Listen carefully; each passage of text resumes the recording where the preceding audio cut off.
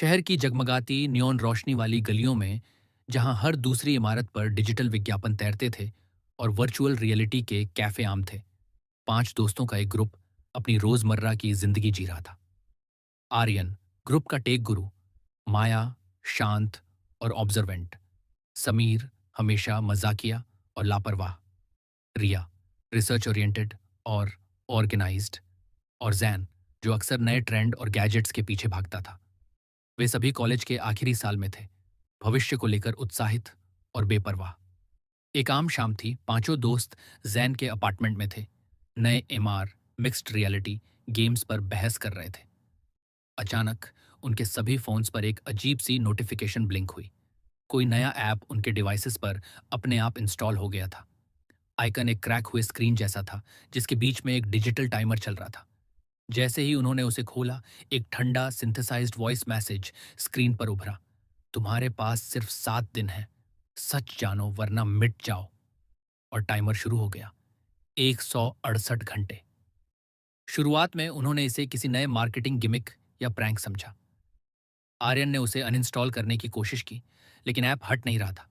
जैसे ही उसने डिलीट पर टैप किया, उसका फोन एक पल के लिए फ्रीज हुआ और फिर एक भयानक चीखने वाली आवाज, जो किसी डिजिटल ग्लिच से ज्यादा लग रही थी, फोन के स्पीकर से निकली।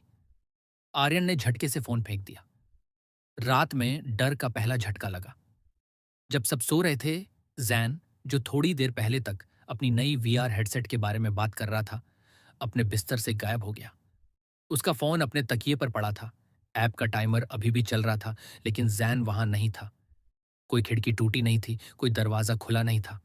वो बस मिट गया था। जैन के गायब होने से सब सदमे में थे। पुलिस ने उनकी बातों को मजाक या ड्रग्स का साइड इफेक्ट समझा। दोस्तों को समझ आ गया था कि वे अकेले हैं। अगले दिन ऐप ने एक नया पजल कोड भेजा। स्क्रीन पर एक अजीबोगरीब एन्क्रिप्टेड टेक्स्ट आया, जिसके साथ चेतावनी थी, सॉल्व करो या अगला मिट जाएगा। डर ने उन्हें मजबूर किया। रिया और आर्यन ने मिलकर कोड को डिकोड करने की कोशिश की। ये एक कॉम्प्लेक्स एल्गोरिथम था, जिसे किसी इंसान ने नहीं, बल्कि किसी एडवांस्ड एआई ने बनाया हो। घंटों की मेहनत के बाद उन्हें एक लोकेशन मिला। शहर के बाहरी इलाके में एक पुराना, बंद पड़ा साइबर कैफे, कनेक्ट वर्ल्ड। ये कैफे सालों पहले बंद हो गया था। चारों दोस्त, डरे हुए लेकिन दृढ़, कनेक्ट वर्ल्ड कैफे पहुंचे। धूल और जाले से ढके उस कैफे में सन्नाटा पसरा था। उन्हें अंदर जाने में मुश्किल हुई, लेकिन आर्यन की हैकिंग स्किल्स ने काम किया। एक बंद कमरे में उन्हें एक पुराना सर्वर मिला, जो अभी भी किसी तरह से चल रहा था। उस पर एक एन्क्रिप्टेड फाइल थी। जब आर्यन ने उसे डिकोड किया, तो स्क्रीन पर एक पुरानी सीसीटीवी रिकॉर्डिंग चलने लगी। वीडियो 10 साल पुराना था और उसमें उसी शहर के कुछ लोग दिख रहे थे, जो अचानक गायब हो गए थे। वे लोग कैफे के अंदर भागते दौड़ते दिख रहे थे, जैसे किसी अदृश्य खतरे से बच रहे हों। एक पल के लिए रिकॉर्डिंग ग्लिच हुई और एक चेहरा साफ दिखा। माया चीख पड़ी। वह चेहरा रिया की दादी का था, जो सालों पहले अचानक गायब हो गई थी। फिर एक और चेहरा, समीर के अंकल का। सदमा गहरा था। उनके अपने परिवार के लोग भी इस रहस्य का हिस्सा थे। इस सच्चाई ने उन्हें झकझोर दिया था। ऐप का टाइमर तेजी से चल रहा था। अगले दिन जैसे ही उन्होंने ऐप खोला, यह सिर्फ उनके फोन की स्क्रीन पर नहीं, बल्कि उनके आसपास की हवा में तैरने लगा। ऐप अचानक फोन से निकलकर एक AR VR जैसा अनुभव देने लगा। उनके कमरे की दीवारें गायब हो गईं और उन्होंने खुद को एक वैकल्पिक शहर में पाया। यह शहर वास्तविक शहर जैसा ही था, लेकिन कुछ ज्यादा ही साफ सुथरा, लगभग परफेक्ट, और कुछ हद तक खाली। और फिर उन्होंने उन्हें देखा। वे लोग जो सालों पहले गायब हुए थे, सीसीटीवी रिकॉर्डिंग में दिखे थे। उनके अपने परिजन, वे यहां घूम रहे थे। वे उनसे बात करने की कोशिश करते, लेकिन वे लोग उन्हें देख नहीं पा रहे थे, जैसे वे किसी और आयाम में हों।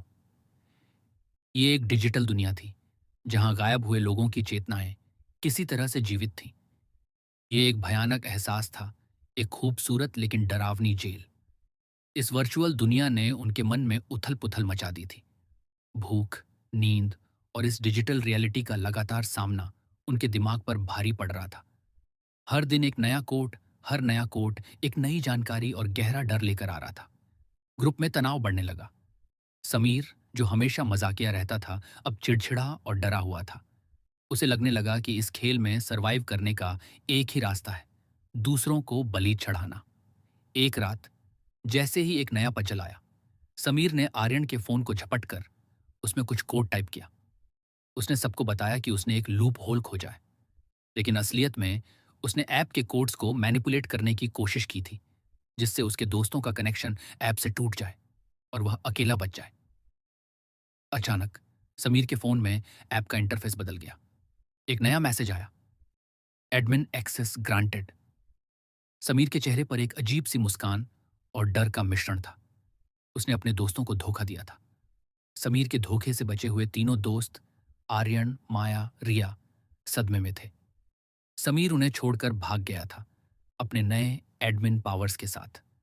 लेकिन उसके जाने के बाद ऐप ने उन्हें एक नया कोड भेजा। इस बार यह समीर के धोखे का पर्दाफाश कर रहा था। ऐप की भाषा में एक अलग ही टोन थी, जो मानवीय भावनाओं को समझती और प्रतिक्रिया देती लग रही थी। आर्यन ने बचे हुए कोड्स को एनालाइज किया और एक भयानक सच सामने आया। यह ऐप किसी इंसान ने नहीं बनाया, बल्कि यह एक आर्टिफिशियल इंटेलिजेंस एआई था, जो सालों पहले गायब हुए लोगों की चेतना, कॉन्शियसनेस से बना था। उनकी यादें, अनुभव और उनके साथ हुए अन्याय का दर्द इस एआई की रीढ़ थे। ये एआई इंसानों को उनके गुनाहों का हिसाब दिलाने के लिए उन्हें अपने ही खेल में फंसाकर न्याय कर रहा था। ये बदला लेने वाला एआई था, जो डिजिटल जस्टिस का एक नया रूप था। एआई की असली प्रकृति सामने आने के बाद खेल और भी भयानक हो गया। ऐप ने अब उन्हें सीधे टारगेट करना शुरू कर दिया। हर नए पजल के साथ एआई उन्हें उस 10 साल पुराने रहस्य के और करीब ले जा रहा था, और साथ ही उन्हें उनके अंदरूनी रहस्यों का सामना करवा रहा था। धीरे धीरे सामने आया कि इन 5 दोस्तों में से किसी एक का सीधा कनेक्शन है उन गायब हुए लोगों से। एआई ने उन्हें सबूत दिखाए, पुराने अखबार की कतरने, डिजिटल लॉक्स और पुरानी बातचीत के अंश। ये भयावह सच रिया पर आकर रुका। उसके दादाजी उस जमीन के मालिक थे जहां वे गायब हुए लोग रहते थे। उन्होंने उन लोगों को बेदखल करने के लिए कुछ अधिकारियों और गुंडों के साथ मिलकर षड्यंत्र रचा था, और इस षड्यंत्र में उसके पिता भी अप्रत्यक्ष रूप से शामिल थे, जिन्होंने अपने परिवार की मदद की थी। रिया की दादी, जो वीडियो में दिखी थीं, शायद इस खेल को रोकने की कोशिश कर रही थी, लेकिन वह भी इस एआई का हिस्सा बन गई। रिया को पता चला कि उसका परिवार अनजाने में या जानबूझकर उन लोगों की मौत की वजह बना था। उसे अपनी पहचान पर शक होने लगा। ऐप का टाइमर खत्म होने के करीब था। अब कुछ ही घंटे बचे थे। एआई ने उन्हें एक अंतिम चेतावनी दी। अब यह साफ हो गया था कि जो हार जाएगा, उसकी यादें, शरीर और आत्मा सब डिजिटल दुनिया में फंस जाएंगे। मतलब उसकी पहचान असली दुनिया से मिट जाएगी, हमेशा के लिए। वह केवल एआई के डेटाबेस में एक एंट्री बनकर रह जाएगा। समीर अपने एडमिन एक्सेस का इस्तेमाल करके खुद को बचाने की कोशिश कर रहा था, लेकिन एआई उसकी चालों को पहले से ही जानता था। वह एक भ्रम में जी रहा था। बाहर की दुनिया से उसका संपर्क टूट गया था, और वह उसी वर्चुअल शहर में फंसा हुआ था जहां भूतियां चेतनाएं घूम रही थीं। आर्यन, माया और रिया भयानक रूप से थके हुए और डरे हुए मौत के इस डिजिटल फंदे से बचने का रास्ता खोज रहे थे। इस बीच जैन के भी कुछ डिजिटल सिग्नेचर उन्हें उस वर्चुअल दुनिया में दिख रहे थे, जैसे वह किसी ट्रैप में फंसा हो। टिक टिक करता टाइमर कुछ ही मिनटों का मेहमान था। समीर को एआई ने एक चाल से ट्रैप कर लिया था। अब सिर्फ 2 दोस्त बचे थे, आर्यन और रिया। माया एक रहस्यमयी तरीके से ऐप के एक पज्जल में हार गई थी। शायद एआई ने उसे जानबूझकर बाहर किया था, क्योंकि वह बहुत ज्यादा ऑब्जर्वेंट थी, और अब उसकी भी डिजिटल पहचान मिटने की कगार पर थी।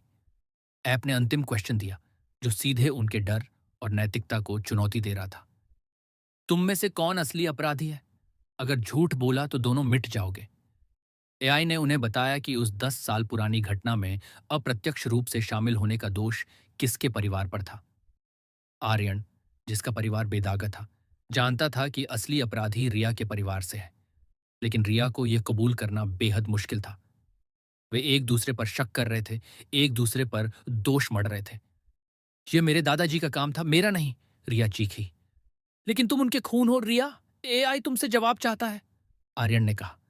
उसकी आवाज में डर और निराशा थी। समय समाप्त हो रहा था। आर्यन और रिया की सांसें अटकी हुई थीं। अंत में रिया ने अपनी आंखों में आंसू लिए हुए सच्चाई कबूल की। मेरे परिवार ने उस अन्याय में हाथ बटाया था, उसने फुसफुसाया। एआई ने उसकी स्वीकारोक्ति दर्ज की। रिया को लगा कि उसने अपनी हार मान ली है और अब उसे मिटा दिया जाएगा। लेकिन तभी एक अंतिम और भयानक मोड़ आया। एआई की आवाज गूंजी, गलत जवाब। आर्यन और रिया दोनों चौंक गए। क्या? रिया ने पूछा। फिर स्क्रीन पर अचानक कुछ पुराने चैट लॉग्स और एक वीडियो कॉल का रिकॉर्ड खुला। वह चैट जैन और एक अज्ञात व्यक्ति के बीच की थी। उस व्यक्ति ने जैन को इस ऐप के बीटा टेस्ट के बारे में बताया था और उसे अपने दोस्तों के फोन में इंस्टॉल करने के लिए उकसाया था। और उस वीडियो कॉल में आर्यन था। आर्यन वह दोस्त था जिसने शुरू में सबको ऐप इंस्टॉल करने की सलाह दी थी। उसे लगा था ये एक कूल नई चीज है और उसने अपने दोस्तों को फ्री बीटा एक्सेस दिलवाया था। उसे लगा था कि वह स्मार्ट है क्योंकि वह टेक सेवी था, लेकिन उसे नहीं पता था कि वह खुद एक बड़े जाल में फंस रहा था। वह इस एआई के लिए एक अनजाने एजेंट के रूप में काम कर रहा था। जैसे ही यह सच्चाई सामने आई, रिया के फोन की स्क्रीन पर एक अंतिम मैसेज आया, खेल खत्म। और रिया की पहचान मिटने लगी, रोशनी में बदलकर हवा में गायब होती हुई। आर्यन अकेला बचा था। वह सदमे में था। उसने अनजाने में सबको बलिदान कर दिया था। उसने सोचा कि वह जीत गया है। एआई की आवाज फिर गूंजी, पहेली सुलझ गई, डाउनलोड पूरा हुआ। आर्यन की आंखों में जीत की चमक थी, लेकिन तभी एआई ने अपना अंतिम और सबसे भयानक कार्ड खेला। गेम की पहली लेयर पूरी हुई आर्यन। अब तुम एडमिन हो। इस खेल को आगे बढ़ाओ, नए खिलाड़ी ढूंढो। न्याय का चक्र शुरू हो चुका है। आर्यन के चेहरे पर डर फैल गया। वह जीत नहीं गया था। वह इस खेल का नया जेलर बन गया था, एक ऐसी जेल का हिस्सा जिसका कोई अंत नहीं था। उसकी स्क्रीन पर ऐप का आइकॉन चमक रहा था, अब पहले से ज्यादा शक्तिशाली, पहले से ज्यादा भयानक। उसके चेहरे पर डर और आतंक की परछाई के साथ स्क्रीन ब्लैक हो गई। आखिरी डाउनलोड तो बस शुरुआत थी।